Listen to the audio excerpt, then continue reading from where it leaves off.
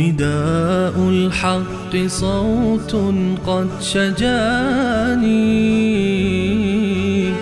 وبلغني الحقيقة والأماني وكان لي السبيل إلى المعالي ونورا للهداية والبيان.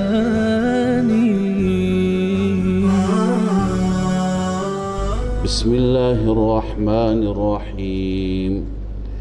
إنا فتحنا لك فتحا مبينا ليغفر لك الله ما تقدم من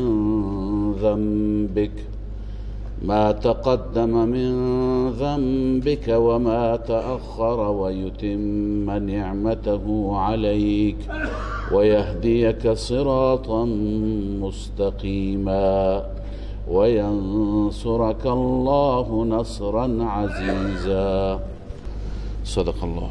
اللهم صل على سيدنا محمد. سبحانك لا علم لنا إلا ما علمتنا إنك أنت العليم.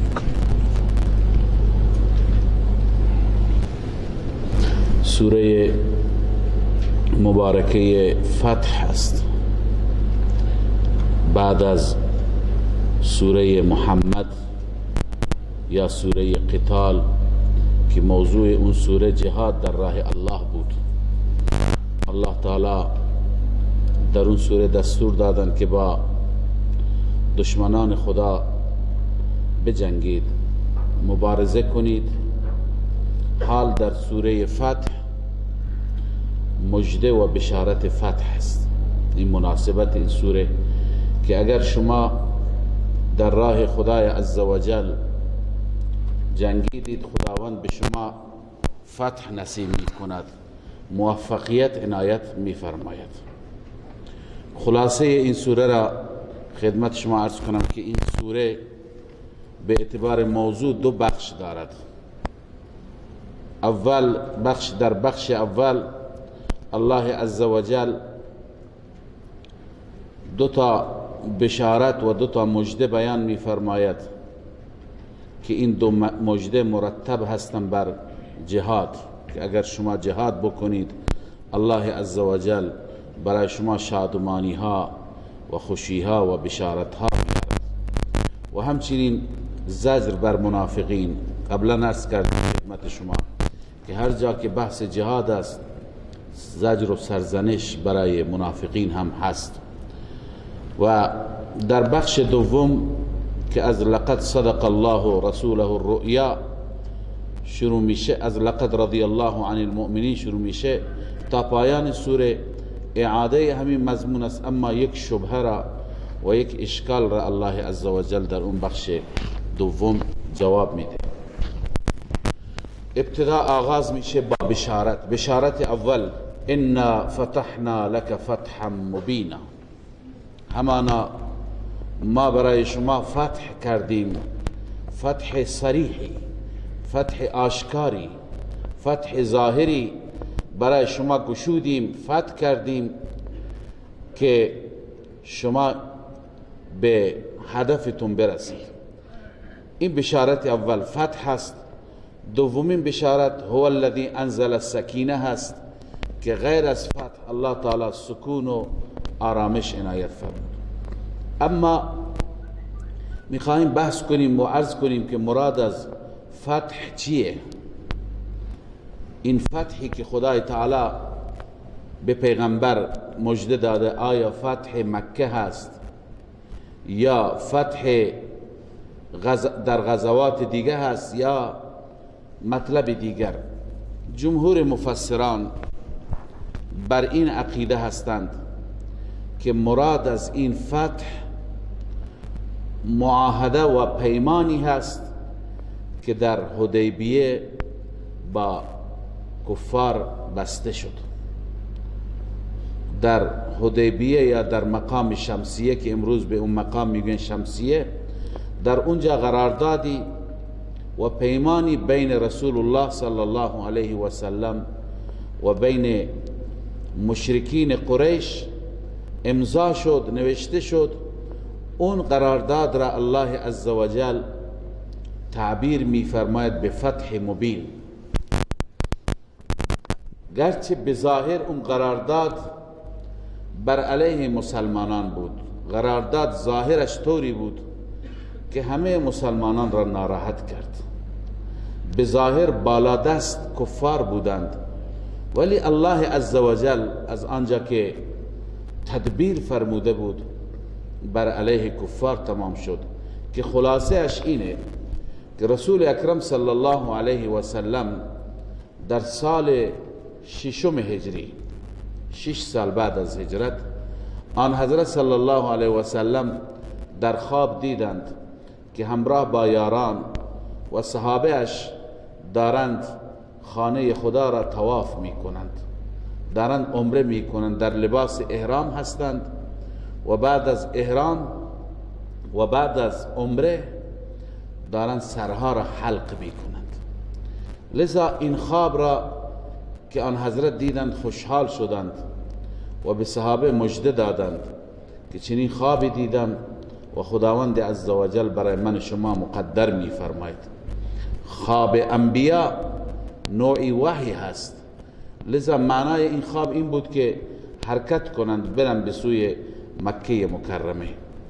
لذا آن حضرت صلی الله علیه وسلم تقریبا با تمامی صحابه حرکت کردند و رفتند به سوی مکه مکرمه. منافقین همراهی نکردند.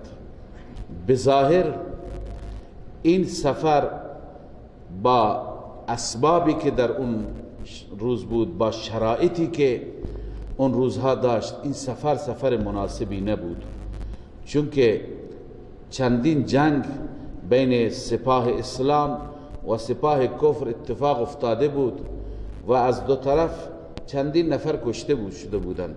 بالخصوص کفار مکه تلفات بسیار زیادی داده بودند و در آخری محاصره که 1 سال قبل از این بود، در سال 5 هجری در محاصره خندق، الله عزوجل بد جوری اونها را رسوا و ذلیل کرد.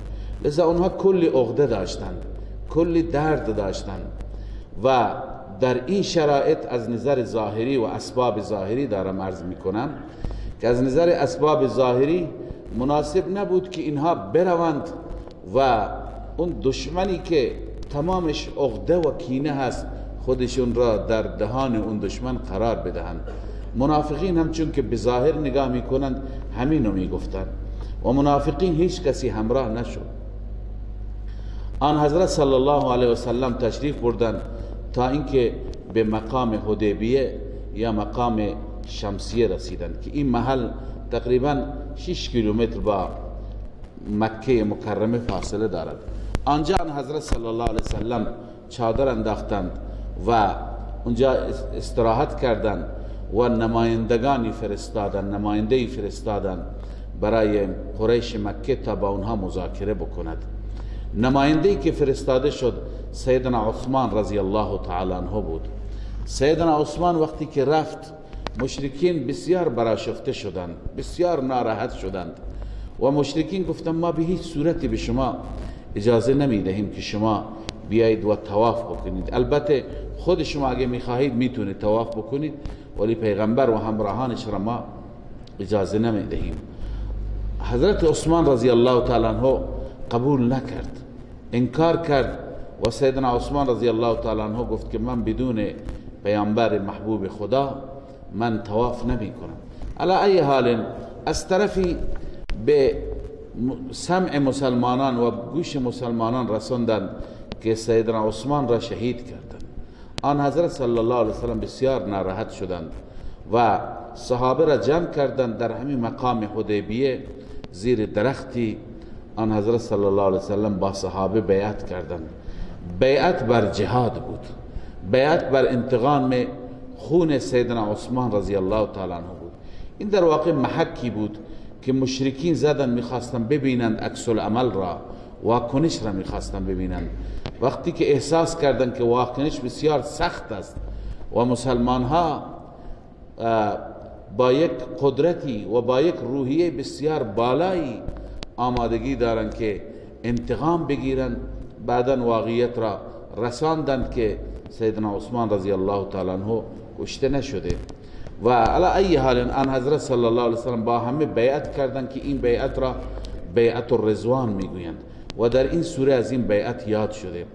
و چون تنها کسی که غایب بود عثمان بود، آن حضرت صلی الله علیه وسلم دست چپ خودشون را به نمایندگی از دست عثمان قرار دادند و با دست راست بیعت کردند. به هر حال بعد از اون مشرکین چاره ای نداشتند که با رسول الله صلی الله علیه و سلم مذاکره بکنند. بنابراین یکی از بزرگان را به نام سهیل ابن عمرو که حضرت سهیل بعدا مسلمان شد، اما در این زمان بسیار سرسختانه مذاکره کرد و مبارزه کرد، او را فرستادند. وقتی که سهیل آمد به آن حضرت گفتند که نماینده مشرکان آمده و آن حضرت پرسید چه کسی است؟ گفتند که سهیل است. کلمه سهیل و نام سهیل از ماده سهل گرفته شده، سهل به معنی آسانی. آن حضرت صلی الله علیه وسلم آمدن ایشون را به نیکفالی گرفتند، گفتند که پس خداوند امر ما را سهل می فرماید، کار ما را آسان می گرداند. به هر حال مذاکره شروع شد و در مذاکره اونها شرایطی گذاشته بودند که این شرایط بسیار ناگوار بودند و قابل تحمل نبودند، برای تمام صحابه قابل تحمل نبودند. اما آن حضرت صلی الله علیه وسلم از آنجا که ارتباط با عالم بالا داشت و ارتباط با وحی داشت، آن حضرت صلی الله علیه وسلم شرایط را پذیرفتند. یکی از شرایط که شرایط ناگوار و نامناسبی بود به ظاهر این بود که هر کسی که از ما مشرکین مسلمان میشه و میاد به طرف شما وظیفه‌تون هست او را برگردانید. اما هر کسی از شما مسلمانان برگشت به دین ما بدون گذشته، یعنی به دین شرکی، ما موظف نیستیم که اون را برگردانیم. آن حضرت صلی الله علیه و سلم قبول کردند، این شرط را پذیرفتند. دومی شرط که از اون هم سخت‌تر بود این بود که شما امسال اجازه ندارید عمره بکنید، امسال برگردید دست خالی برگردید، سال آینده یک سال بعد سال هفتم شما میتونید که بیاید عمره کنید، امسال نمیذاریم. آن حضرت صلی الله علیه وسلم باز هم پذیرفتند. بعد از اون وقتی که معاهده و قرارداد بسته شد، بر نام رسول الله صلی الله علیه وسلم که محمد رسول الله نوشته سیدنا علی کرم الله وجهه، بر این اعتراض گناهی میدانند که در اصطلاح شریعت میگن زلات الانبیا.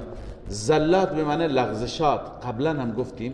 مثلا کسی لغزش میخورد، میرود یه جای گلولای هست میفته، خب عمدن نافتاد، یه جای برف است لیز میخورد میفته، این خطأ، عرض کنم که خطأ هست، عمدن نیست این افتادن. لذا زلات این نوع کارهای خلاف اولا را میگن که گاهی پیامبران عرض کنم که بدون اراده انجام میدهند، اونها را برای خودشون حتی گناه میدانستن، گرچه فی الحقیقه گناه نیستن.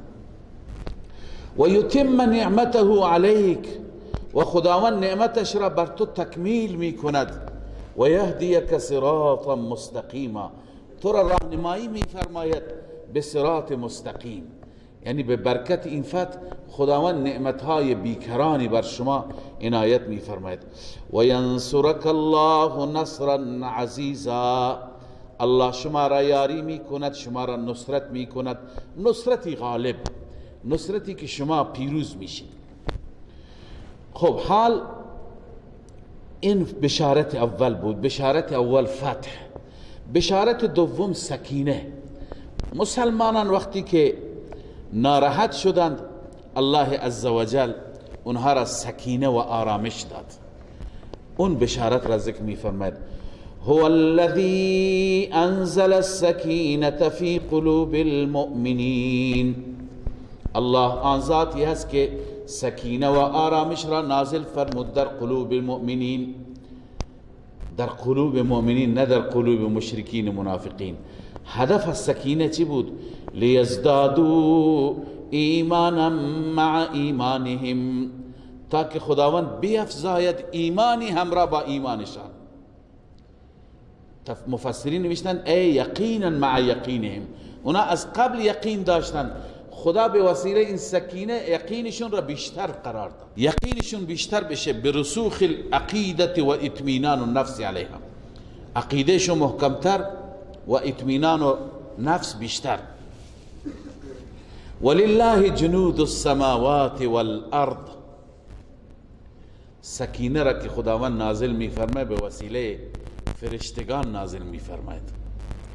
الله عزوجل می فرماید که دو نوع لشکر دارم، دو نوع لشکریان هستند، لشکریان آسمانی و لشکریان زمینی. علما نوشتند لشکریان آسمانی فرشتگان هستند و لشکریان زمینی صحابه رسول الله صلی الله علیه وسلم هستند. الله تعریفشون میکنه هر دو گروه را.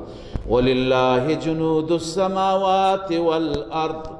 الله لشکریانی دارد هم در آسمان ها و هم در زمین. و کان الله علیما حکیما. الله علیم هست، همه چیز را میداند و کارهایش از روی حکمت است. هر فیصله و هر مقدری که میفرماید از روی حکمت است. لیدخل المؤمنین والمؤمنات. این نتیجه سکینه هست.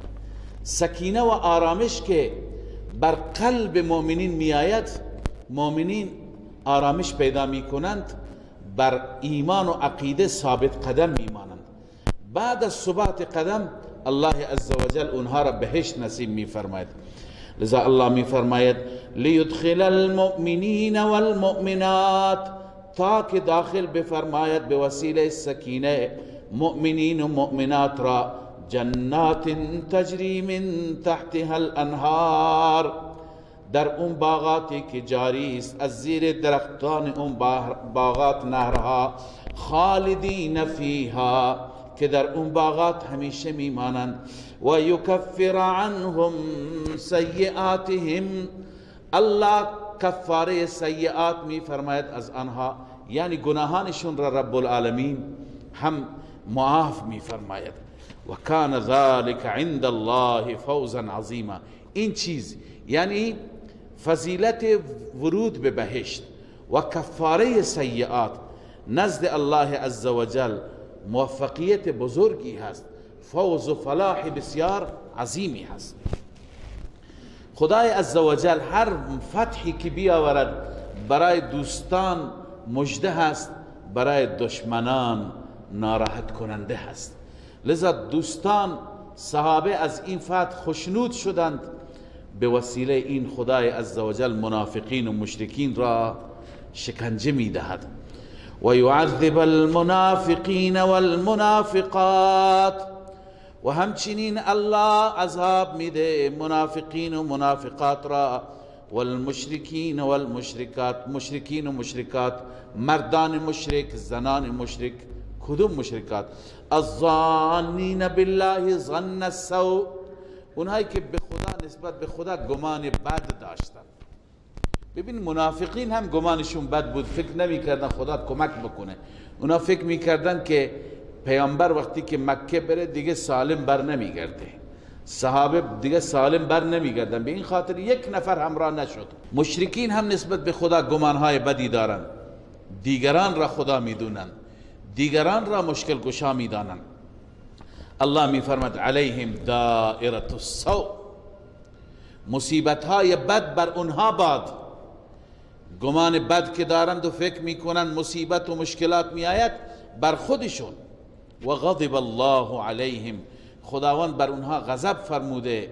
و لعنهم، مورد لعن و نفرین قرارشون داده. و اعد لهم جهنم، و برایشان جهنم را آماده کرده. و ساءت مصیرا، جای رجوع بسیار بدی هست.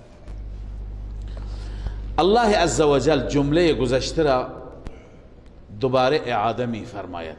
قبلا هم فرمود ولله جنود السماوات والارض، خداوند لشکریانی دارد آسمانی و زمینی، که عرض کردم لشکریان آسمانی ملائکه هستند و لشکریان زمینی صحابه هستند. لذا اعاده می فرماید برای چی؟ به خاطر ترغیب جهاد، چون از این به بعد بحث جهاد می آید و تشویق می فرماید جهاد را ادامه بدهید. لذا این دو لشکر را الله تعریف می فرماید. ولله جنود السماوات والارض، فقط و فقط برای الله است لشکریان آسمانی و زمینی. و کان الله عزیزا حکیما، الله غالب است و کارهای الهی با حکمت است. انا ارسلناک شاهدا و مبشرا و نذیرا، ای پیامبر ما تو را هم فرستادیم به عنوان شاهد. چند وظیفه برای رسول الله است. اول شاهد را قبلا خدمت شما عرض کردم، تفسیر درستش به معنی بیان کننده مطالب حق. پیامبر مطالب را بیان میکنه، مطالب را برای صحابه بازگو میکنه، برای امت بازگو میکنه. پس شاهد به معنی بیان کننده مطالب هست. و بعد از اینکه مطالب را بیان کرد و مبشرا و نذیرا، مژده دهنده هست و بیم دهنده هست. بعضی که قبول میکنند و تسلیم میشوند اونها را بشارت میده و اونهایی که تسلیم نمیشوند اونها را میترساند. خب این وظیفه پیغمبر است. اما وظیفه شما ای صحابه، ای مؤمنین، وظیفه شما چیه؟ لتؤمنوا بالله و رسوله، تا که شما ایمان داشته باشید به خدا و به رسولش. و تعزروه، و او را یاری کنید. و توقروه، و عظمت و بزرگی و احترام او را داشته باشید. و تسبحوه بکرة و اصیلا، و تسبیح او را بیان کنید صبح و شام. خب ببینید اینجا چند تا ضمیر هستن، 3 تا ضمیر. اولا الله و رسولش ذکر شده، لتؤمنوا بالله و رسوله. و تعزروه، این ضمیر به کجا میره؟ کی را نصرت کنید؟ و توقروه، کی را احترام بذارید؟ و تسبحوه، تسبیح و مشخصه، تسبیح مالکیه الله، سبحان الله سبحان الله. تسبحوه بکرة و اصیلا، صبح و شام تسبیح خدا را بیان کنید. اما اون 2 تای دیگه علما نوشتند اینجا هم نام الله آمد هم نام رسول الله آمد، اما هر 3 تا ضمیر به طرف الله برمیگردند. این یک قول. چند تا تفسیر داریم. یک قول اینه وقتی که اینطور باشه ما به این شکل ترجمه و تفسیر میکنیم، تا که ایمان داشته باشید به خدا و رسول خدا. و تعزروه، و یاری کنید اون خدا را، یعنی دینش را یاری کنید. تعزروه ان تنصروا الله ینصرکم، خدا را یاری کنید یعنی چی را؟ دینش را یاری کنید. و توقروه، و عظمت و محبت الله را در قلب داشته باشید. و تسبحوه بکرة و اصیلا، و او را تسبیح بگویید صبح و شام. این تفسیر اول هست و تفسیر راجح همین است، تفسیر قوی تر همینه. اما بعضی ها گفتند مثل امام بغوی که تعزروه و توقروه، این 2 تا ضمیر به رسول برمیگرده. تسبحوه بکرة و اصیلا، این ضمیر به کجا برمیگرده؟ به خدا. بر اساس این تفسیر اینطور میشه تا که شما ایمان بیاورید مؤمنان به خدا و رسولش. و تعزروه، و اون رسول را یاری کنید در غزوات، در جنگ ها در کنارش باشید. و توقروه، با او محبت کنید، احترام پیغمبر را داشته باشید. و تسبحوه بکرتا و اصیلا، و خدا را صبح و شام تسبیح بگویید، تقدیس و پاکی خدا را بیان کنید، چون تسبیح برای رسول الله دیگه نمیشه، برای الله است. خب امام بغوی وقتی که این را فرموده، امام زمخشری، علامه جارالله زمخشری این را گفته درست نیست. در یک جمله 3 تا ضمیر 2 تا یک جا بره، یکی یک جا بره، انتشار ضمائر پیدا میشه که بزرگان میدونن از نظر فصاحت و بلاغت این مشکل مخل در فهم کلام. انسان بگرده که این ضمیر کجا برمیگرده، اون ضمیر، این کلام را مشکل میکند. اما علامه قاضی ثناءالله مظهری وقتی که نقل میکند سخن زمخشری را، بعد میگه از نظر من همونطور که بغوی گفته اشکال ندارد، به خاطر اینکه قرینه موجوده. ما از سیاق و سباق از ما قبل و ما بعد میدونیم این ضمیر کجا میره، اون ضمیر کجا میره. ما میدونیم که مثلا برای رسول الله هیچ وقت تسبیح خوانده نمیشه، سبحان محمد هیچ که نمیگه، همه میگن سبحان الله. لذا مسلم این آخری به سوی کجا میره؟ به سوی الله. اون 2 تا دیگه نسبت به رسول الله. بس ببینه عبارت علامه مظهری را، والضمائر المنسوبه راجعه الى الله سبحانه و تعالی، همه ضمائر به خدا برمیگرده. به چه معنی؟ تعزروه یعنی تقووا دینه و رسوله، دینش را و رسولش را کمک کنید. و بعد توقروه معنیش هست که خدای عزوجل را، عظمت خدا را در دل داشته باشید. اما میفرماید وقال البغوی ضمیر تعزروه و توقروه راجعان الى رسوله، این 2 تا ضمیر راجع به کجا هستند؟ به رسول. و ضمیر تسبحوه الى الله. و استبعده الزمخشری، زمخشری این را بعید دانسته، این را محال گفته، لکونه مستلزما لانتشار الضمائر، به خاطر اینکه از اینجا چی لازم میاد؟ انتشار ضمائر. ولی میگه که قلنا، ما جواب زمخشری را میدیم، لا بأس به عند قیام القرینه، وقتی که قرینه باشد، و عدم اللبس، وقتی که انسان محفوظ باشد از اینکه قاطی نکند، بخاطر اینکه قرینه هست انسان قاطی نمی کند، اشکالی نداره. به هر حال این بحث نحوی بود، مرجع ضمائر به کجا برمیگردند. ان الذين يبايعونك انما يبايعون الله، خداوند در رابطه با اون بیعت میگه، اون بیعتی که زیر درخت انجام گرفت. الله میفرماید که بدون شک کسانی که با تو بیعت کردند ای رسول الله، اونا در واقع با خدا بیعت کردند، اونا در واقع با خدا بیعت کردند.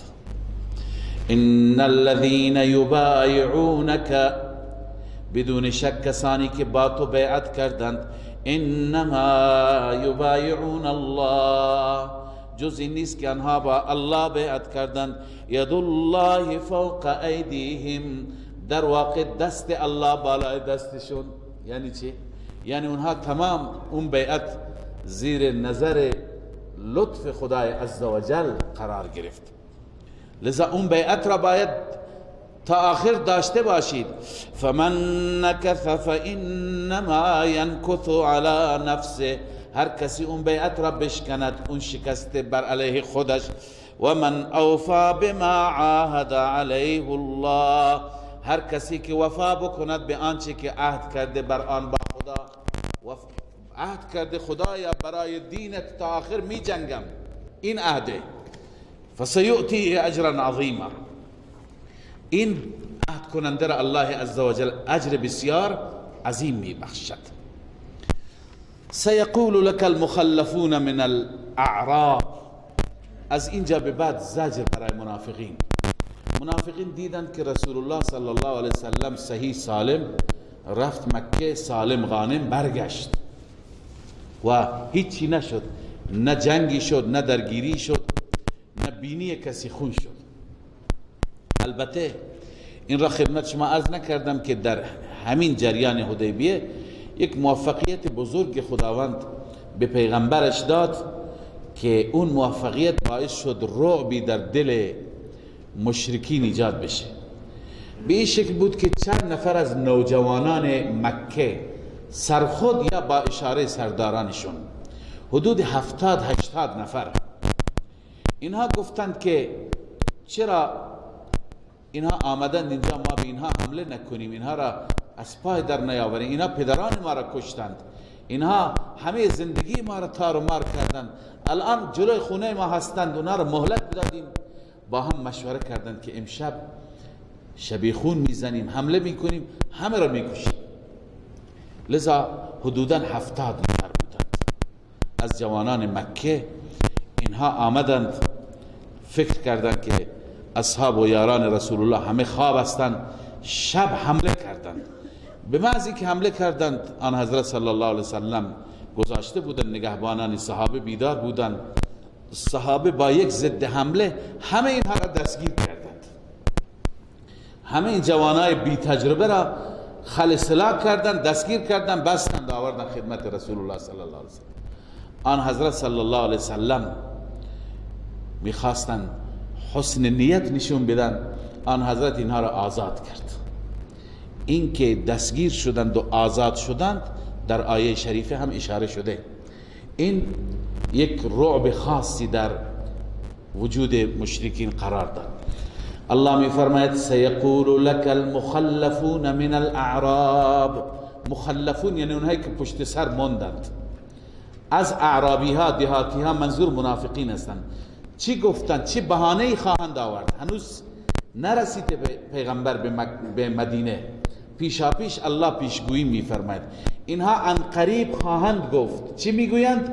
شغلتنا اموالنا و اهلنا، ما را با خود مشغول کرد مال ما و اهل و عیال ما، فاستغفر لنا، ای پیغمبر از خداوند برای ما مغفرت بطلب، معافی بخواه. یقولون بألسنتهم ما لیس فی قلوبهم، الله می فرماید اینها به زبان میگویند، به دهان میگویند اون چی که در دل نیست. تو دلشون چیزی دیگه هست، به زبانشون چیزی دیگه هست. ای پیغمبر به اونها جواب بده که اگر خداوند عزوجل بخواهد شما را از بین ببرد، هلاک بکند، آسیب به شما برساند یا نفعی برای شما بیاورد، کی میتونه جلویش را بگیرد؟ کی اختیار داره؟ لذا منظور اینه که خدا را راضی کنید. چرا دنبال رضای فقط پیغمبر هستید؟ قل فمن یملک لکم من الله شیئا، به آنان بگو پس چه کسی مالک هست برای شما من الله، از خداوند چیزی، مالک چیزی، نفع یا ضرر.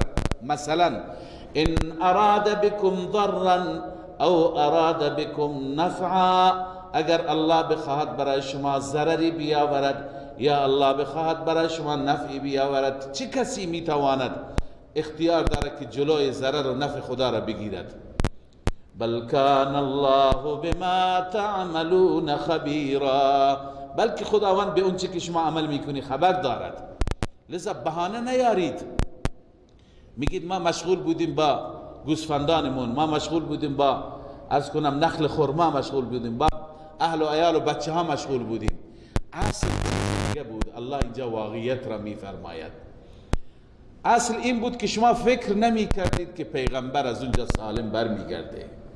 بل ظننتم ان لن ينقلب الرسول والمؤمنون الى اهلیهم ابدا، بلکه شما میپنداشتید، شما گمان میکردید هرگز بر نمیگردد رسول صلی الله علیه و سلم و مؤمنان به سوی اهل و عیالشان ابدا، هرگز بر نمیگردد. شما اینطور فکر میکردید و خوش هم بودید. و زین ذلک فی قلوبکم، این در دلهای شما آراسته شده بود، یعنی یک تصور بسیار زیبایی بود، خوش بودید که اینها میرن دیگه بر نمیگردن، اینها از پای در میاد، اینها را مردم مکه از بین میبرند. شما خوش بودید و همچنین فکر میکردید. اما الله میفرماد و ظننتم ظن السوء، شما گمان میکردی گمان بد.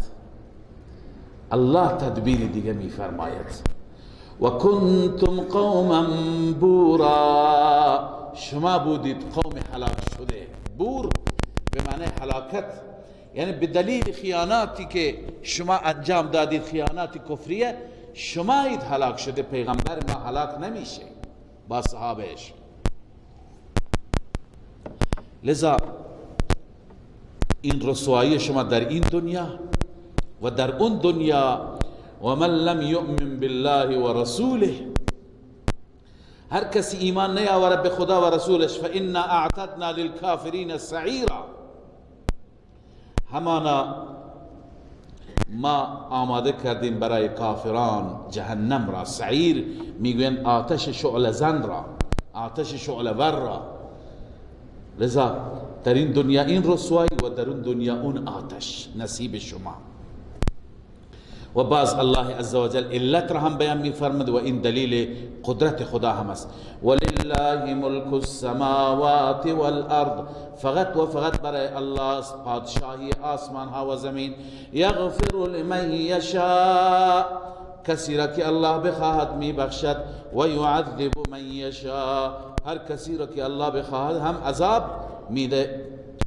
و کان الله غفورا رحیما، این ترغیب توبه هست. خداوند بخشاینده و مهربان است، اگر توبه بکنید هم خدا شما را میبخشد با وجود این کارشکنیتون. سیقول المخلفون اذا انطلقتم الى مغانم، وقتی که رسول الله صلی الله علیه وسلم از حدیبیه برگشتن به طرف مکه، به طرف مدینه، هنوز نرسیده بودن که این آیات نازل شد. خدای عزوجل مژده داد، بشارت داد که بعد از این یک معرکه دیگری و یک درگیری دیگری اتفاق میفته، غنایم بسیار زیادی گیر شما میاد. ولی اون غنایم را از الان در همین سوره، در همین زمان خداوند وعده داد و فرمود فقط همین یارانی که با تو هستند همینها با شما همراه باشد، دیگه کسی با شما حق نداره همراه بشه. اون غنایم غنایم خیبر بود. بنا بود که رسول الله صلی الله علیه وسلم به دستور خدا به جنگ اهل خیبر بره، یهودیان خیبر، که اونجا را رسول الله فتح کرد و اونجا غنایم بسیار زیادی بود، باغ بود، عرض کنم که شتر بود، گاو بود، گوسفند بود و جواهرات، همه چیز بود. اونجا مشرکین میدونستند که هر وقت پیغمبر بره، شرایطی که یهود خیبر داشتند شرایط خوبی نبود، قطعا پیغمبر اونجا پیروز میشه. اصلا خیلی دلشون میخواست اونجا برند با پیغمبر همراه باشند. اما خدای عزوجل فرمود که یریدون ان یبدلوا کلام الله، اینا میخوان کلام الهی یا وعده الهی را تبدیل بکنند.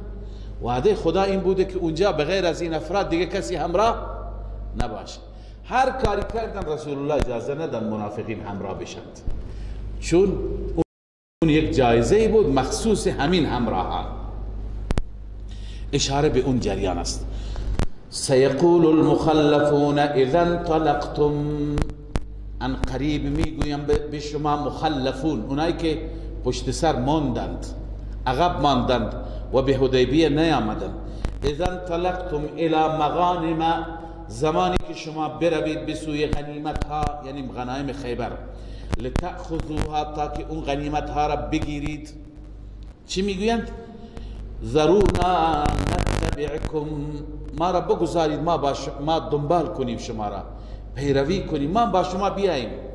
قل لن یریدون ان یبدلوا کلام الله، اینا با این حرفشون میخوان کلام الهی را یا وعده الهی را تبدیل بکنند. وعده خدا چی بود؟ که فقط مؤمنین نه منافقین. قل لن تتبعونا، ای پیامبر به آنان بگو هرگز شما ما را دنبال نمی کنید.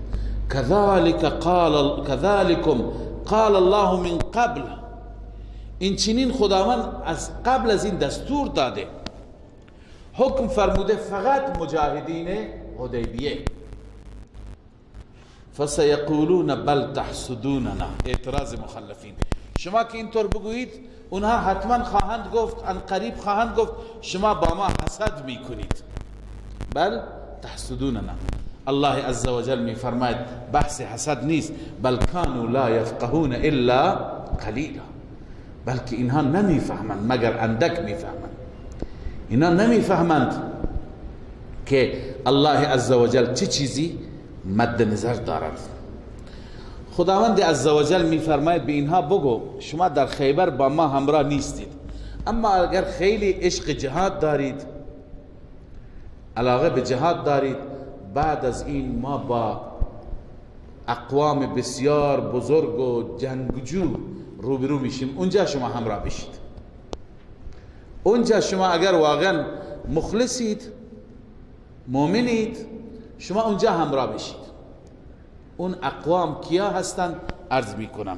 اما ابتدا ترجمه آیه، قل للمخلفین من الاعراب، اعلام بفرما بگو ای رسول الله به اعرابی هایی که پشت سر ماندند، اینهایی که در این در همراه نشدند در حدیبیه، ستدعون الى قوم اولی بأس شدید، ان قریب شما دعوت داده می شوید، شما فراخوانده می شوید برای جنگ قومی که اولی بأس شدید، دارای جنگ شدید، خیلی جنگجو هست، خیلی جنگ بلد است.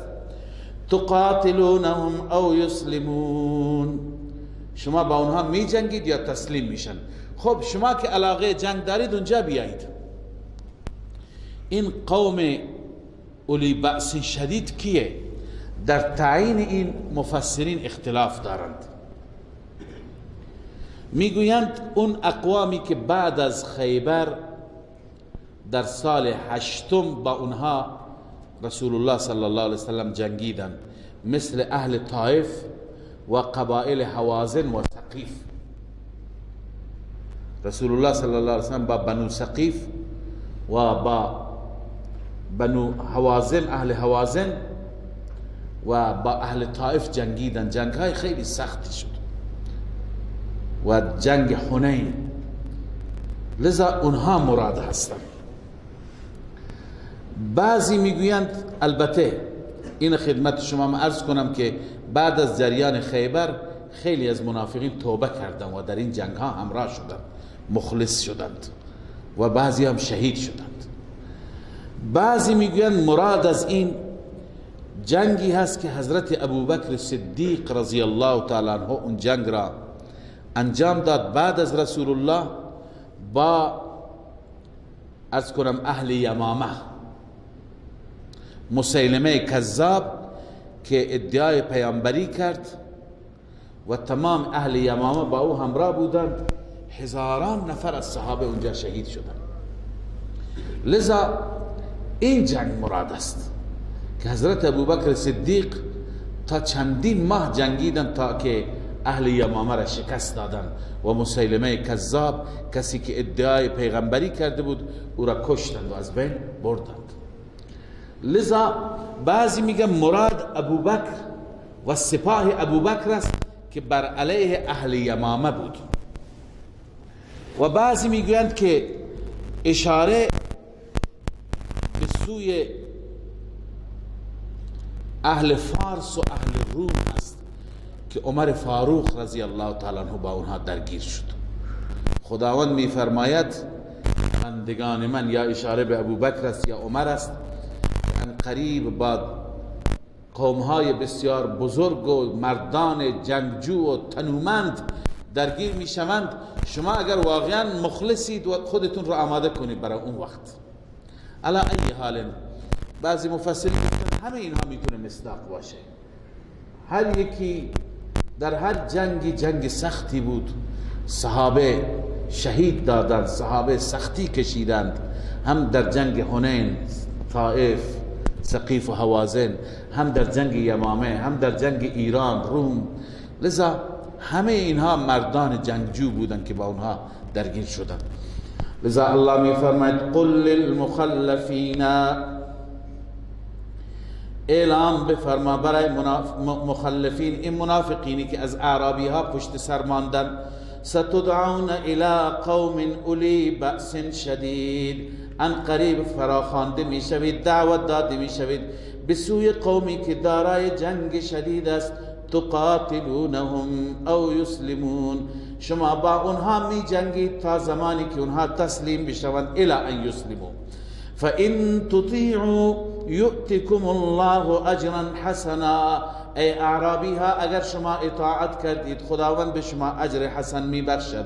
و ان تتولوا، اگر شما اعراض کردید برگردید، کما تولیتم، همان گونه که الان اعراض کردید در حدیبیه با رسول الله همراه نشدید، اگر اعراض کردید، یعذبکم عذابا الیما، الله شما را عذاب میده، عذاب دردناک. اما در اون جنگ ها معذورین استثناء هستند. کسی اگر فلجه، کسی مریضه، کسی چشم نداره، اینا استثناء. لیس علی الاعمى حرج، بر اعما حرج نیست، اون کسی که نابینا است اون حرجی نیست اگر نباشه. ولا علی الاعرج حرج، و نه بر اعرج، اونی که لنگ هست از پاش میلنگد، اونم لازم نیست در جنگ همراه بشه. ولا علی المریض حرج، و نه بر مریض، اونی که بیمار است.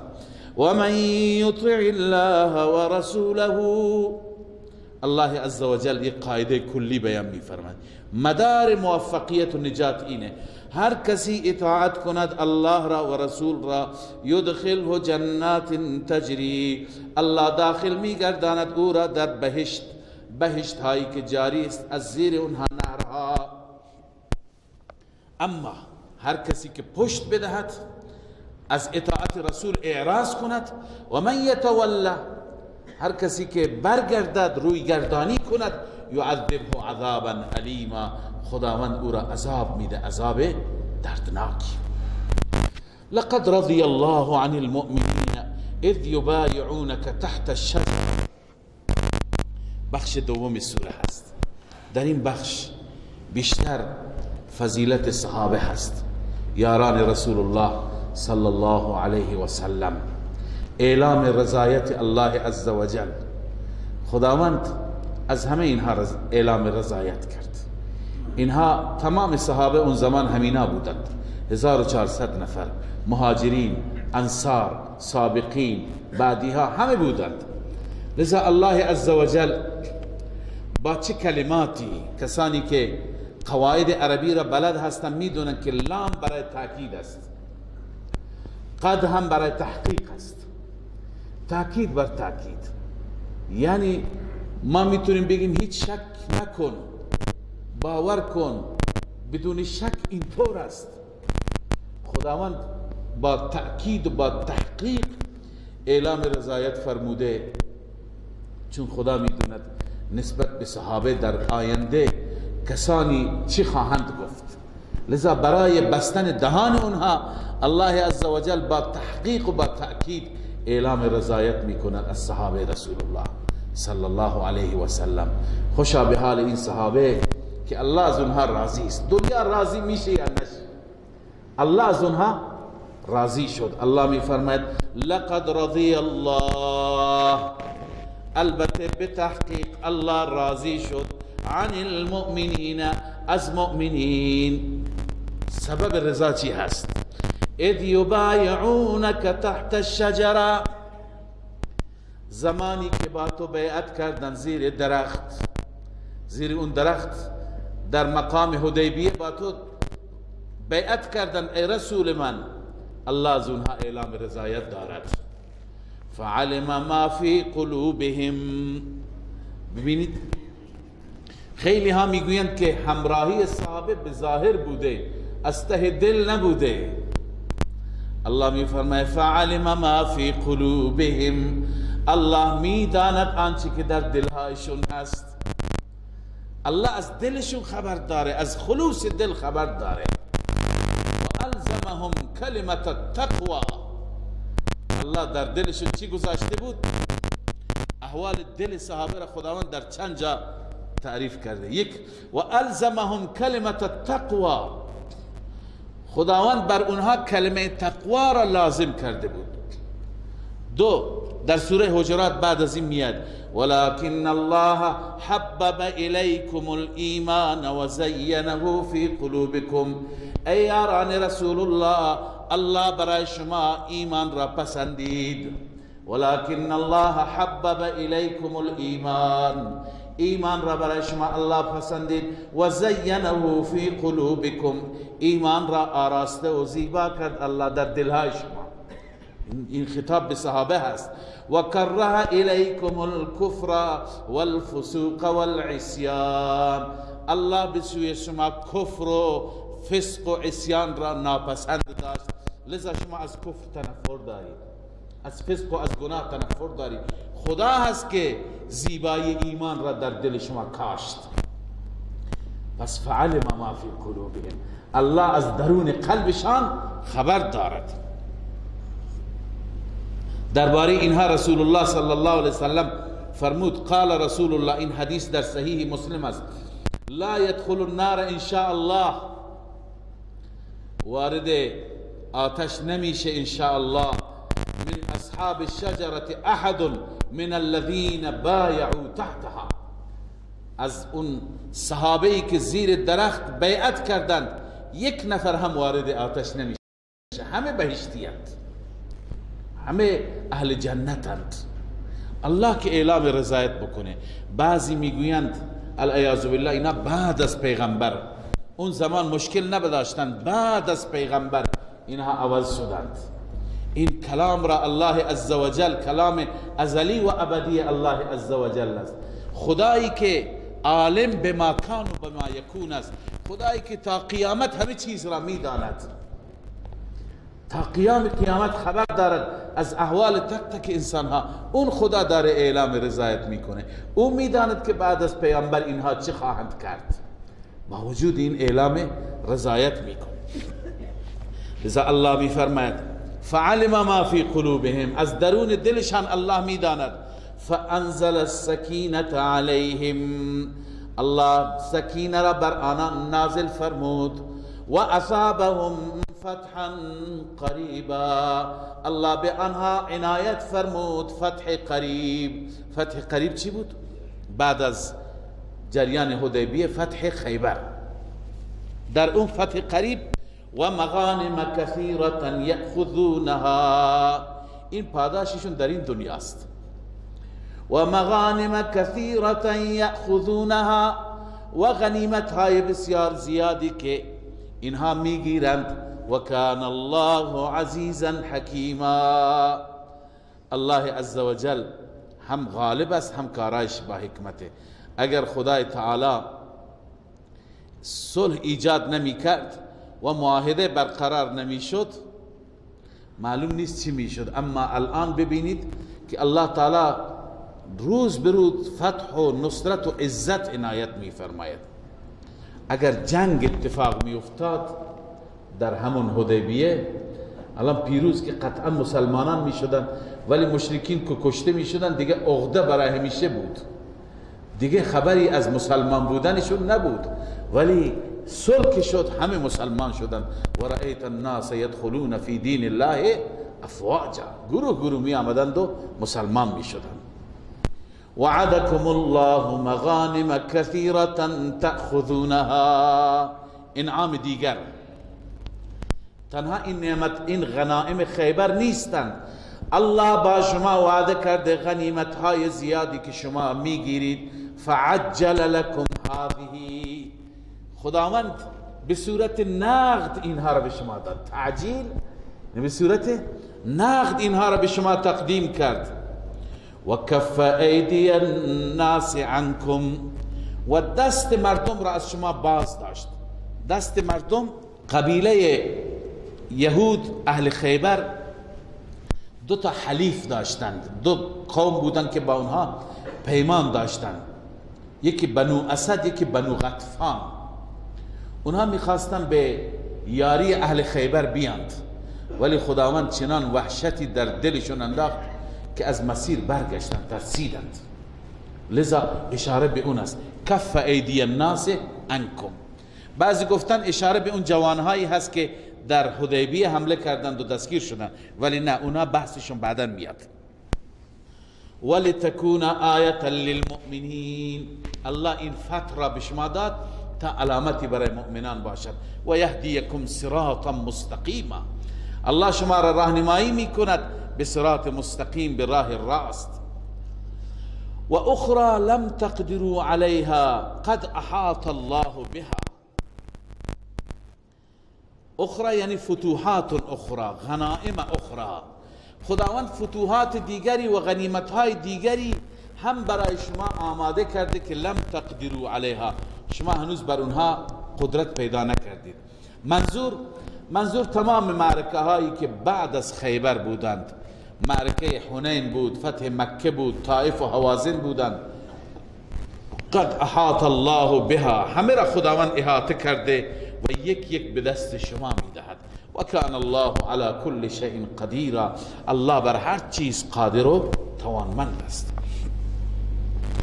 الله عزوجل فرمود که کارهای من با حکمت است و الا اگر اهل مکه با شما می جنگیدند هم پشت می دادن، فرار می کردن، ولی تو اون فرار خیری نبود، تو این صلح خیر بود.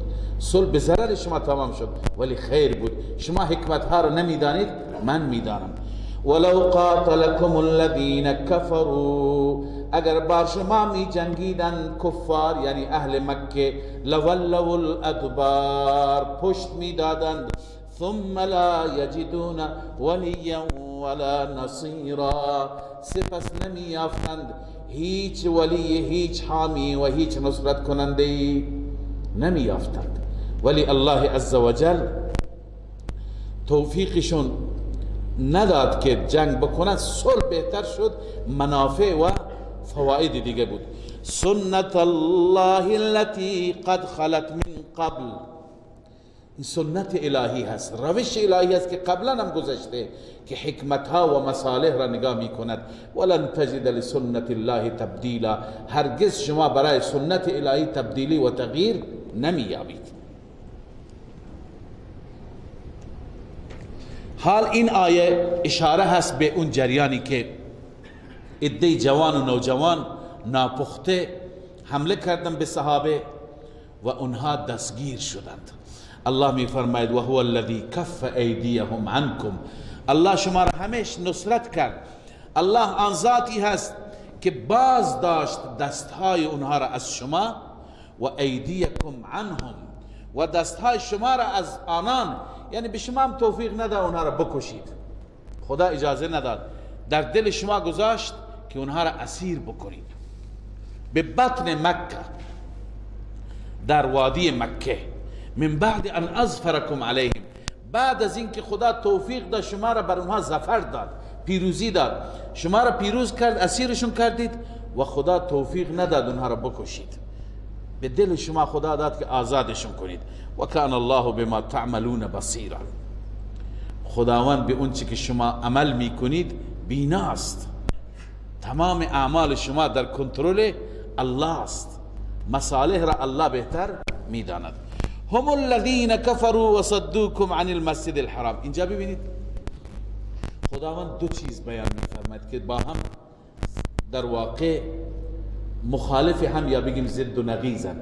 یکی موجبات جنگ، یعنی بعضی مقتضیات هستند که می طلبند شما باید با مشرکین جنگ می کردید، باید مشرکین را تار و مار می کردید، باید مشرکین را می کشتید. مثلا اونها شما را از مسجد حرام من کردند، نگذاشتند حتی برید عمره بکنید، قربانی های شما همونجا در حدیبیه کشتید و این همه کفریات اونها می طلبد که شما باید اونها را تکه پاره بکنید. اما اگر جنگ می کردید چه ضررهایی می شد؟ این منافع جنگ. ضرر این بود که در مکه بسیاری از مسلمانان ضعیف بودند، مسلمانان بی دست و پا، که اگر شما جنگ می کردید همه اونها زیر دست و پاهای شما له می شد، همه اونها کشته می شدند. اون وقت یا از دست شما یا از دست مشرکین. بعدا شما افسوس میخوردید، حسرت میخوردید. شما اون مسلمان ها را نمیشناسید، ما میشناسید. ببینید یکی پس از حکمت هایی که خدا نخواست جنگ بشه برای این مستضعفین بود. خدای عزوجل این انسانهای ضعیف را در نظر گرفت، چنان انسانهای ضعیفی که حتی رسول الله و صحابه اونها را نمی شناختند. لذا الله می فرماید اول مقتضیات قتال یا مقتضیات جنگ، هم الذین کفروا، اینها هستند اونهایی که کفر کردند. مقتضی اول کفر، و صدوکم عن المسجد الحرام، و باز داشتن شما را از مسجد حرام. این مقتضی دوم است، باز داشتن، صد. والهدی، و همچنین این مقتضی سوم است، و باز داشتن قربانی را. هدی اون شطوری را میگویند شما به عنوان دم حج یا دم شکرانه با خودتون میبرید. والهدی معکوفا، معکوفا یعنی ممنوعا، نگه داشته شده. قربانی را چیکار کردند؟ نگه داشتند. ان یبلغ محله، از این که برسد به قربانگاهش. محل قربانی کجاست؟ منا. نگذاشتن به قربانگاه بره، به منا بره. لذا اینها همه مقتضیات جنگند. این مسائل می طلبد که باید مشرکین را شما می کشتید. ولی موانع جنگ، ولولا رجال مؤمنون و نساء مؤمنات، اگر نبودند مردان مؤمن و زنان مؤمنه که لم تعلموهم، شما نمیشناسید آنها را، نمیدانید آنها را، ان تطؤوهم، این رجال و مؤمنین و نساء مؤمنات این بدل از اون هست. نبودند یعنی چیشون نبود؟ این که ان تطؤوهم، شما اونها را لگدمال میکنید، یعنی لگدمال میکردید، زیر دست و پای شما، زیر شمشیرهای شما اونها کشته میشدند. فتصیبکم منهم معره، اون وقت به شما میرسید از جانب اونها معره یعنی آسیب، رنج. بعدا متوجه میشدید 10 تا 20 تا 30 تا از مسلمانان خود ما اینجا ناخواسته کشته شدن، اون وقت خیلی جوش میزدید. معرتون بغیر علم، از بیخبری، از روی بی علمی. پس الله عزوجل به خاطر این اجازه نداد که جنگ به اتفاق بیفته و الله تعالی گفت هر قراردادی که اونها میکنند شما چی بکنید؟ امضا بکنید. لیدخل الله فی رحمته من یشاء، اینجا گفتم فعل کفها مقدر است، یعنی خداوند از جنگ شما را باز داشت تا که داخل بگرداند الله تعالی در رحمتش هر کسی را که بخواهد. لو تزیلوا لعذبنا الذين كفروا منهم عذابا الیما. اینجا الله میفرماید اگر همون رجال مؤمنون و نساء مؤمنات، همون فقرا، همون ضعفا، اگر اونها زائل میشدن، یعنی اونها یک کنار میکشیدن، اونها وسط شما نبودند، اونها در میان شما نبودند، اون وقت ما عذاب میدادیم کسانی را که کفر کردند، مشرکین را عذابی دردناک. لذا مشرکین اگر هم از تیغ محفوظ و مأمون ماندند به برکت همون ضعفا بود. اذ جعل الذين كفروا في قلوبهم الحمیه، حمیه الجاهلیه. این اذ جعل الذين متعلق لعذبنا است. الله می فرماید ما عذاب می دادیم مشرکین را. چه وقت؟ زمانی که جعل الذين كفروا، قرار دادن مشرکین کفار، فی قلوبهم الحمیه، در دلهایشون غرور را، در دلشون همش غرور بود. حمیت الجاهلیه، غرور جاهلیت. می گفتن حرف باید حرف ما باشه، امسال نباید اینها عمره بکنند. خب در مقابل غرور جاهلیت نباید که غرور اسلامی باشد، اونجا مصلحت نبود. الله می فرماید فانزل الله سکینته علی رسوله، الله سکینه و آرامش را نازل کرد بر رسولش تا اینکه اینها عصبانی نشند. و علی المؤمنین، و همچنین سکینه را الله نازل کرد بر مؤمنین و الزمهم کلمت التقوا. همون آیه که گفتم درباره صحابه است. خداوند مؤمنین را، رسول را ملزم کرد به کلمه تقوا. در دل اینها الله کلمه تقوا، پرهیزگاری، خدا ترسی را گذاشته بود. آیا اینها لیاقت این کلمه را داشتن؟ و کانوا احق بها و اهلها. از هر کسی اینها چی بودند؟ حقدارتر نسبت به کلمه تقوا و اهل کلمه تقوا بودند. و کان الله بكل شیء علیما. خداوند به هر چیز عالم است، هر چیز را میداند، مصالح را میداند. اینکه صحابه و قلوب صحابه را معدن تقوا قرار داد هم الله بهتر میداند. لقد صدق الله رسوله الرؤیا بالحق. این جواب یکی از اشکالات است که وارد میشه. اون اشکال اینه که پیغمبر خدا در خواب دید که داره خانه خدا را طواف میکنه، بعد تشریف برد رفت طواف نکرد، نگذاشتم برگشت، پس خواب تعبیر نشد، خواب راست در نیامد، در حالی که خواب انبیا چی هست؟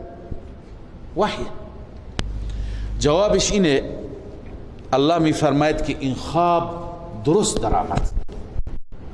خواب را الله عزوجل به پیغمبرش داده بود و خواب محقق شد، صدق پیدا کرد. چطور؟ خدا نگفته بود همون سال، خداوند نفرموده بود همون سال، بلکه خدای عزوجل در خواب وعده فرموده بود که چی؟ شما طواف میکنید. سال بعد شد، سال ششم نشد، سال هفتم شد. ولی اونجا که احرام و طواف و عمره نشد، دیگه منافع و دیگه برکات بیشتری شد که اونها به مراتب از عمره چی بودند؟ مهمتر بودند. لذا الله می فرماید لقد صدق الله رسوله الرؤیا بالحق. همانا راست کرد الله با رسولش رؤیاش را به حق، یعنی خداوند طبق وعده رؤیاش را عملی کرد. لتدخلن المسجد الحرام. هنوز وقتی که این آیه نازل شده هنوز عمره انجام نگرفته، الله وعده میکند طبق اون خواب لتدخلن المسجد الحرام، حتما شما داخل مسجد حرام میشوید، ان شاء الله، اگر الله بخواد، آمنین، ایمن وارد میشوید، بدون غم، هیچ نوع خطری شما را تهدید نمی کنند، با امنیت. محلقین رؤوسکم و مقصرین، در حالی که سرهایتون را می تراشید یا موها را کوتاه می کنید. معلوم میشه که هم حلق جایزه، یعنی ماشین زدن و تیغ زدن به اصطلاح، هم قصر کوتاه کردن با قیچی جایزه وقتی که انسان برای حج یا عمره میره. ولی علما استدلال گرفتن که حلق افضل، چون اول آورده، اونی که بهتر باشه چی؟ اول میاره. اشارة الى فضل التحلیق من التقصیر. لا تخافون تفسیر آمنین است، یعنی شما حتما ان شاء الله وارد مسجد حرام میشوید، آمنین، لا تخافون، ایمن نمی ترسید. فعلم ما لم تعلموا، الله میدانست اون چیزی که شما نمیدانستید، لذا الله تمام برنامه ریزی ها را کرد. فجعل من دون ذلك فتحا قریبا، بغیر از این خداوند یک فتح قریبی به شما داد، همون فتح خیبر، که اون فتح خیبر پیش مقدمه شد، چون سلاح‌های زیادی، مال‌های زیادی از اون فتح به دست آمد، اون مقدمه شد برای فتح مکه. لذا الله عزوجل برای شما فتح قریبی میسر کرد. هو الذي ارسل رسوله بالهدى ودين الحق، الله آن ذاتی هست که ارسل رسوله، رسولش را فرستاد، بالهدى برای هدایت و توحید، و دین الحق برای دین حق فرستاد، لیظهره علی الدین کله، تا که این دین را بر همه ادیان غالب بگرداند، این دین را بر همه ادیان دیگر پیروز بگرداند. و کفا بالله شهیدا، الله کافی است از نظر گواه. الله بهترین گواه است، از نظر گواه بهتر است. لیظهره یعنی لیعلیه علی جنس الدین کله، خداوند بر همه ادیان این را غالب می کند. به نسخ ما کان حقا، هرچی که دین گذشته بوده همه را خدا منسوخ می کند و هرچی که دین فاسد بوده که در گذشته نبوده الله عزوجل اونها را از بین میبرد، مثل دین مشرکین. لذا دین اسلام را الله غالب کرد. محمد رسول الله، این محمد رسول الله بیان رسوله هست. هو الذی ارسل رسوله، خدا اون ذاتی هست که رسول خودش را فرستاد. کدوم رسول را؟ محمد رسول الله، اون محمد صلی الله علیه و سلم که فرستاده خداست. عنایت داشته باشید که خدای عزوجل در قرآن مجید 4 جا نامی رسول الله را ذکر کرده، کلمه محمد را 4 جا ذکر کرده. در این 4 جا هیچ خطابی نیست. هرگاه خطاب میکنه خداوند صدایش میزند، با یا محمد ذکر نمی کنند. حتی به ما میگه که شما که خودتون را صدا میکنی هم دیگر، مثلا میگه عبدالله، احمد، محمود، شما رسول من را اینطور صدا نزنید. خود خدای عزوجل هم اینطور صدا نمیزنه. تو سوره حجرات انشاءالله در درس بعدی میخوانیم. خداوند وقتی که خطاب میکند یا ایها الرسول، یا ایها النبی، یا ایها المزمل، یا ایها المدثر، با این کلمات الله صدایش میزند. 4 جایی که خدای عزوجل نامیش را ذکر کرد، این بنابر حکمت هایی هست. حکمت زیاد دارد. بعضی از حکمت ها را علما نوشتند. مثلا اینجا جریان حدیبیه هست. وقتی که در پیمان حدیبیه سیدنا علی کرم الله وجهه نوشتند هذا ما عاهد محمد رسول الله و قریش مکه، این اون پیمانی هست که این پیمان را بستند و بسته شد بین محمد رسول الله و قریش مکه. سهیل ابن عمرو نماینده مشرکین اعتراض کرد، گفت چرا محمد رسول الله بنویس محمد ابن عبدالله؟ چقدر جر و بحث شد، آخر رسول الله گفت بنویسید محمد ابن عبدالله. الله عزوجل در عوض او اینجا فرمود محمد رسول الله. اون یه قراردادی بود که چی شد؟ تمام شد. اما این جمله تا قیامت خونده میشه. هر کسی تا وقت محمد رسول الله نخواند قرآن را کامل نخوانده. پس اینجا که الله فرمود محمد رسول الله، علما نوشتن در واقع در عوض اون محمد رسول الله بود. علی ای حال الله می فرماید محمد رسول الله، اون رسولی که الله برای دین حق فرستاد اون محمد هست که فرستاده الله است. الله عزوجل همراهان رسول الله را تعریف می کند، از اصحاب و یاران به نیکی یاد می کند.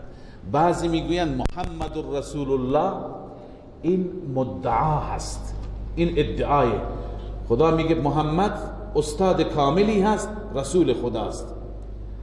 دلیلش چیه؟ شاگردان خوبی تربیت کرد. بعد از این اوصاف تا آخر سوره اوصاف صحابه را ما میخوانیم. ببین یک استادی را شما تعریف میکنید، می خیلی وارد است، فلان فلان فلان شاگرد اون تربیت کرده. لذا تربیت استاد که کامل باشه شاگردان خوبی تربیت میکنه. اما استاد اگر خوب وارد نباشه شاگردانش هم زیاد وارد نخواهند. اینجاست که بعضی از علماء ما نوشتند که آن حضرت، صحابه آن حضرت را اگر شما زیر سوال ببرید، شما در واقع آن حضرت را زیر سوال بردید. یکی از علما دعوتگران بسیار جالب نوشته که اینهایی که میگوین صحابه همه برگشتند از دین، فقط 5 نفر ماند یا 6 نفر، بقیه برگشتند. اگر این حرف به گوش کفار برسه، به گوش اروپایی ها برسه که رسیده، قطعا بر ما مسلمانان اعتراض میکنن ای مسلمان چرا ما را به سوی چنان دینی میخوانی که پیامبر اون دین شاگردان تربیت کرد، همه شاگردان خودش برگشتن، هیچ که بر دینش نماند. اگر این دین خوبی بود شاگردان خودش میماندند. لذا اینها در واقع اون چی که مردم از تاریخ گرفتن و فریب تاریخ را خوردند در تضاد و در تناقض هستند با این آیات.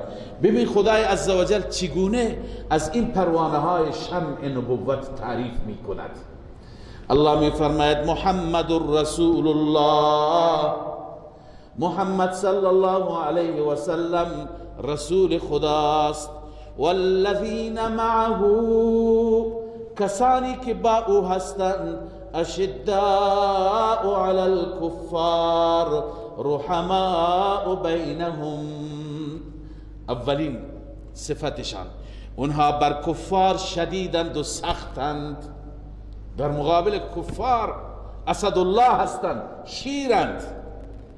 اشداء علی الکفار ای غلاظ علیهم کالاسد علی فریسته، بر کفار چنان سختند و سختخو هستند مثل شیر که چطور بر حریفش حمله میکنه، اینا بر کفار اینطور حمله ور میشوند. اشداء علی الکفار، اما با خودشون مشکل ندارند. هر که گفته غلط گفته. رحماء بینهم، در میان خودشون چی هستند؟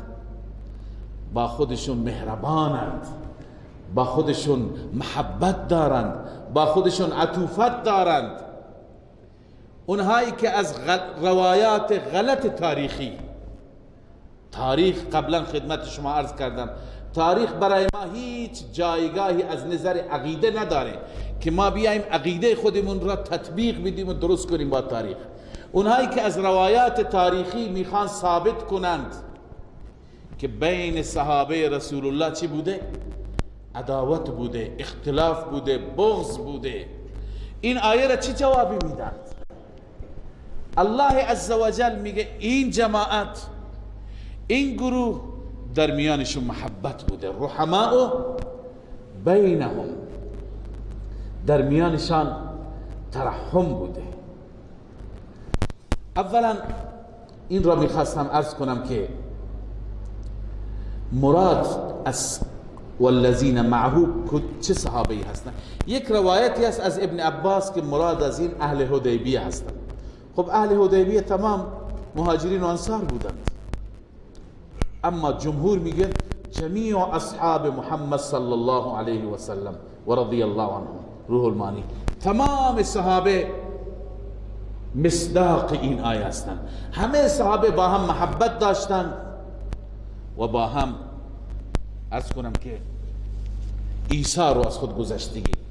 حال امکان داره شما سوال کنید که صحابه با هم درگیر شدن، جنگ های جمل، جنگ های صفین، صحابه با هم درگیر نشدن، گرچه باغیان بودن، منافقان بودن، به هم میانداختن. در این حالی که صحابه دو تا لشکر از صحابه با هم روبرو شدن، هم دیگر را تعریف میکردن. وقتی که به حضرت علی خبر دادن و مژده داد کسی که من طلحه را کشتم، حضرت علی او را مژده جهنم داد، گفت من تو را مژده جهنم میدم، من از رسول الله شنیدم که هر کسی این را بکشد به جهنم میره. چنان ناراحت شد.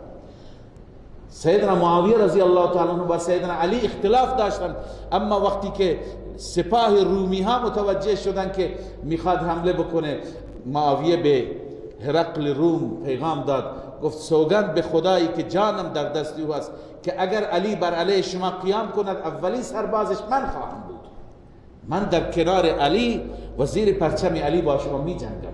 با هم مشکل نداشتن، یه سری دیدگاه های سیاسی بود، اون هم به خاطر شیطنت بعضی که اینها رو به هم انداختن.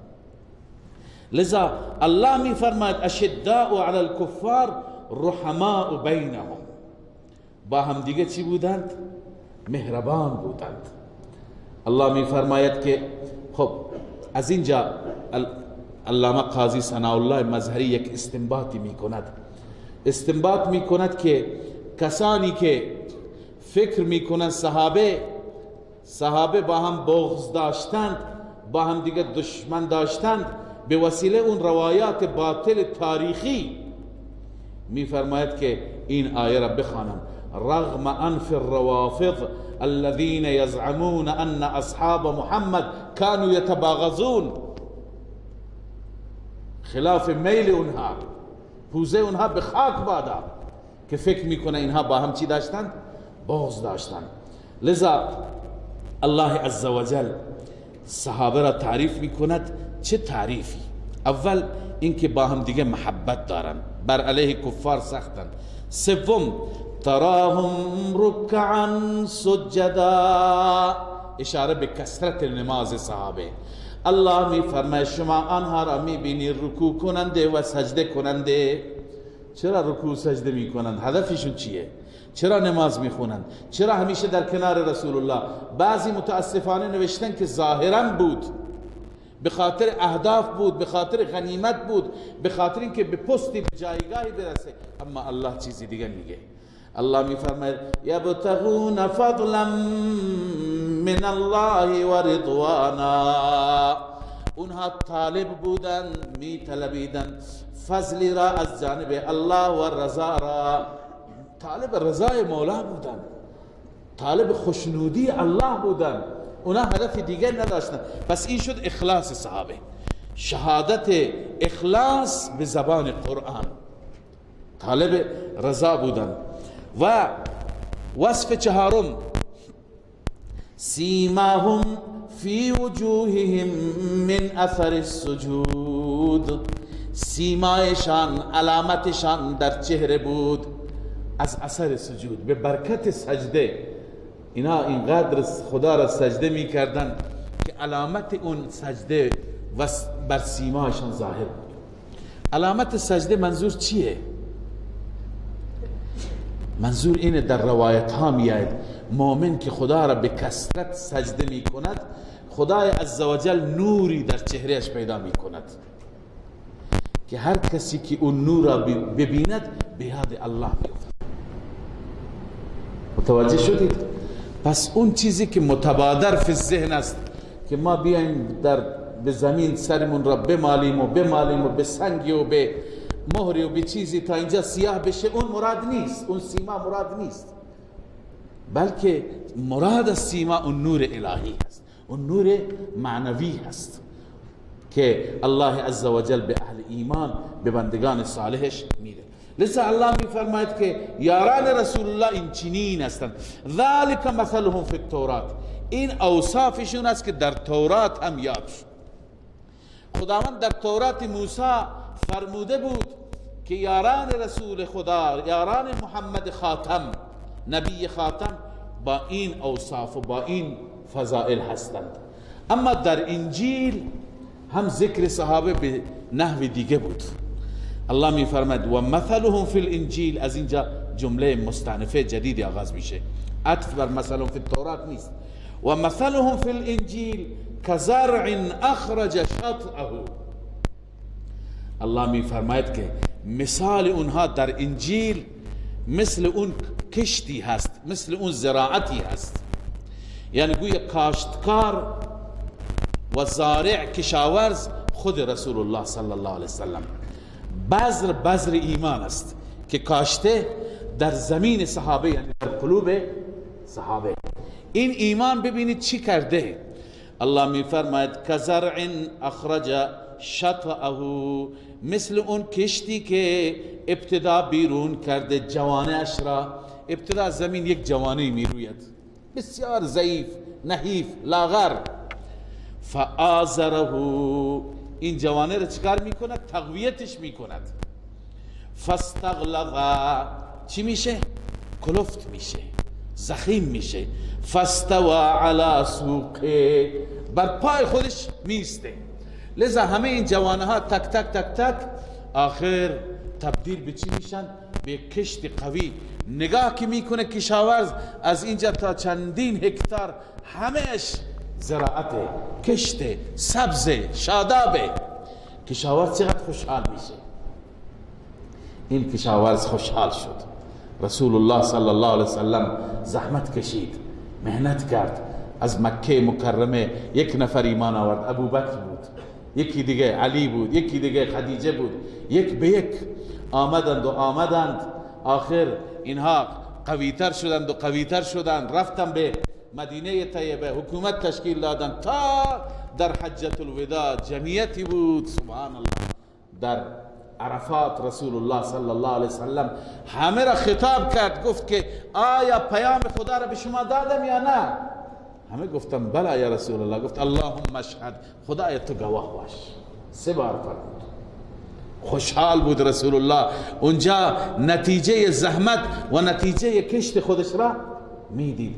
لذا این مثال تو انجیل آمده. الله می فرماید و مثلهم فی الانجیل، مثال یاران رسول الله در انجیل کزرع اخرج شطأه، مثل کشتی که جوانش را بیرون می کند، فآزره، او را قوی می کند، فاستغلظ، کلفت میشه، فاستوى علی سوقه، بر سوقش یعنی بر ساق خودش، بر پایه خودش می ایستد، راست میشه.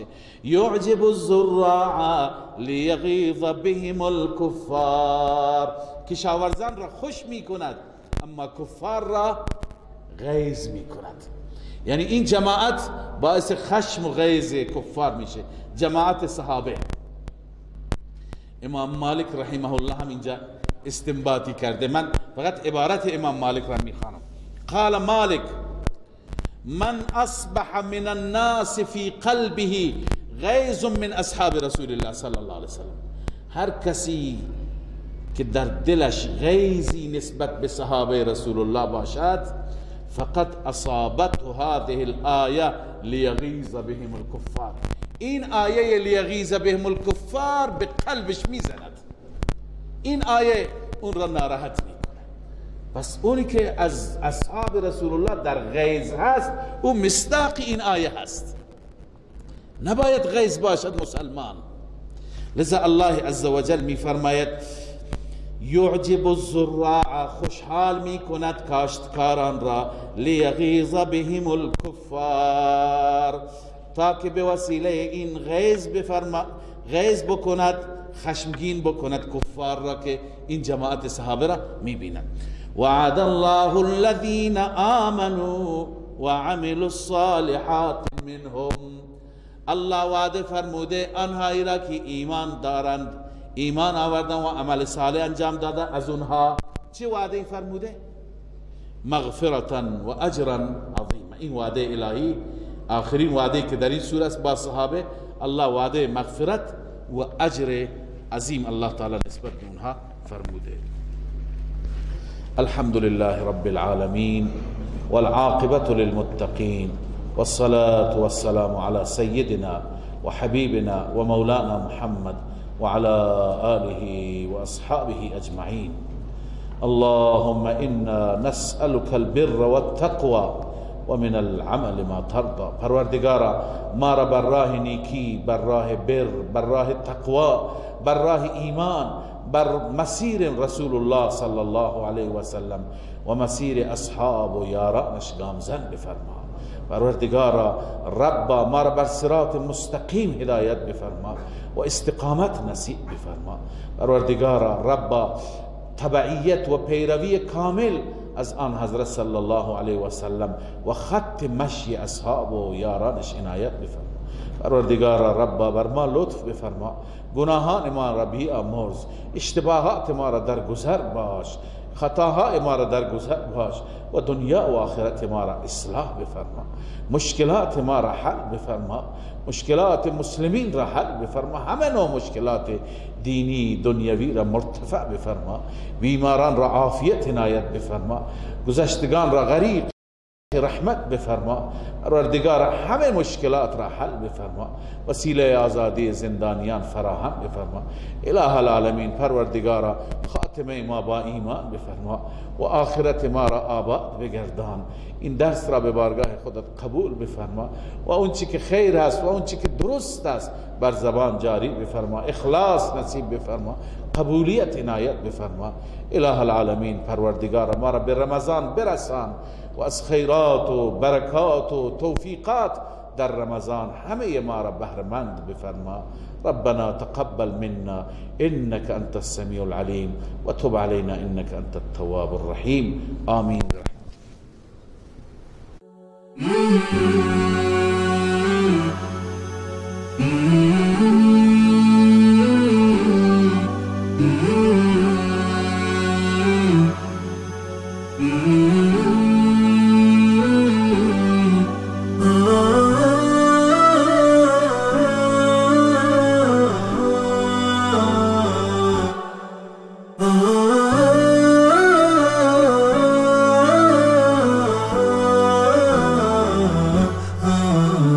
نداء الحق صوت قد شجاني وبلغني الحقيقة والأماني، وكان لي السبيل إلى المعالي ونورا للهداية والبيان.